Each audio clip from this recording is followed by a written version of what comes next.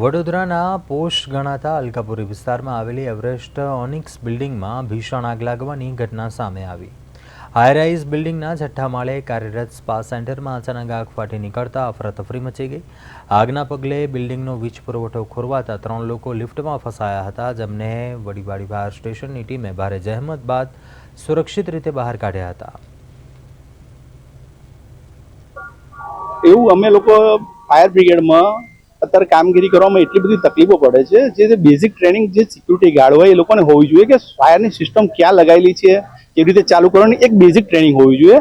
અને ત્યાંના સ્ટાફને દરેક કર્મચારીઓને એવું ખબર હોવી જોઈએ કે જ્યારે પણ આગ લાગે તો કોઈ દિવસ લિફ્ટનો ઉપયોગ નહીં કરવો, નહીં તો જ્યારે બી દુર્ઘટના ઘટે તો જીબી ફાયર ફાઇટિંગ કરવા માટે જીબી ઇલેક્ટ્રિક કનેક્શન કટઅપ કરવામાં આવે છે અને ઇલેક્ટ્રિક કનેક્શન કટઅપ કરવાથી લિફ્ટ અટકી જશે અને અંદર માણસો ફસી જશે અને બહુ મોટી દુર્ઘટના ઘટશે। તો જ્યારે પણ આગ લાગે તો સૌપ્રથમ કોઈ વ્યક્તિએ લિફ્ટનો ઉપયોગ કરવો નહીં। ઉનાળામાં જે આગોના બનાવો બની રહ્યા છે તેમાં લોકોએ કેવી રીતના સતર્ક રહેવું?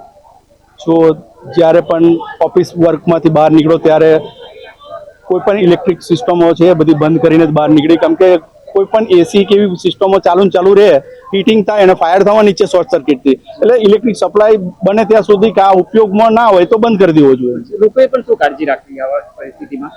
આવી પરિસ્થિતિમાં જો એક તો મેઇન વસ્તુ છે કે ત્યાં પ્રોપર જે જગ્યા પર આગ લાગી હોય એ જગ્યા પર ઘટના સ્થળેથી કોઈને બૂમ પાડીને બહાર નીકળી જવું જોઈએ, ધુમાડો થઈ જવાથી બહાર નીકળી જવું જોઈએ અને બૂમો પાડવાની કે આગ લાગી છે, જેથી બધાને